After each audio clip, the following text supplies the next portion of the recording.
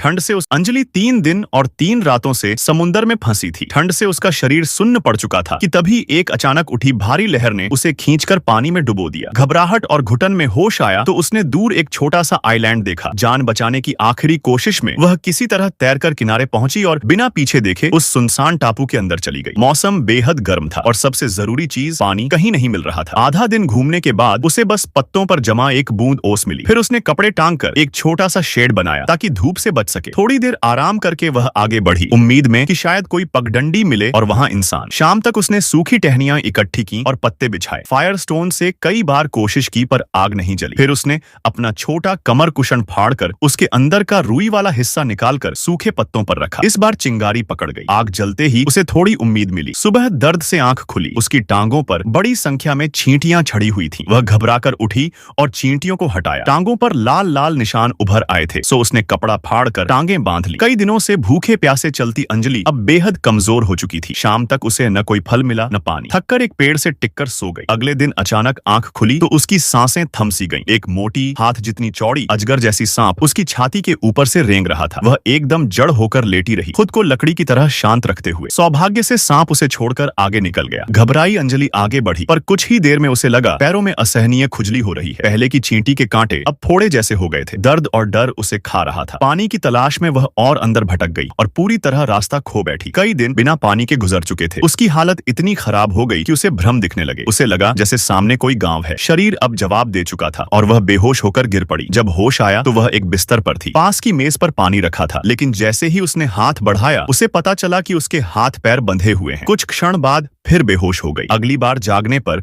उसने पास एक पुरुष राहुल को देखा। डरते डरते उसने खुद को छुड़ाने की कोशिश की, लेकिन राहुल ने खुद ही रस्सियां खोल दी और उसे सावधानी से पानी और खाना दिया। उसने बताया कि इस टापू पर सिर्फ उसका परिवार रहता है और उसकी पालतू कुतिया को अंजलि जंगल में बेसुध मिली थी। उसके हाथ पैर इसलिए बांधे गए थे ताकि वह अचेत अवस्था में अपनी दवाई लगी टांगे न खरोंच दे। राहुल की मदद के लिए अंजलि आभारी थी, लेकिन जल्द ही उसे पता चला कि घर में राहुल की पत्नी सरिता भी है। सरिता के चेहरे पर साफ साफ जलन झलक रही थी, लेकिन उसने फिर भी अंजलि को कपड़े देकर मदद की। अंजलि किसी भी तरह इस दंपति के बीच की निजी दुनिया में दखल नहीं देना चाहती थी, इसलिए उसने दूसरे ही दिन निकलने की बात कही। राहुल ने बार बार रुकने का आग्रह किया, जिससे माहौल तनातनी भरा हो गया और सरिता नाराज होकर झगड़ने लगी। अंजलि खुद को इस स्थिति की वजह मानकर और भी असहज हो गई और सुबह सुबह जाने की तैयारी कर ली। उसी समय सरिता चीखते हुए बाहर से लौटी। हाथ में खून से सना बकरे का सिर था। वह घबराई हुई बोली कि कुछ बाहरी नाविक टापू पर आ पहुंचे हैं। शायद उनकी नाव को हादसा हुआ है और वे समुद्र किनारे आराम कर रहे हैं। उन्होंने बिना पूछे उनके पालतू जानवर पर तीर चला दिया। यह सुनते ही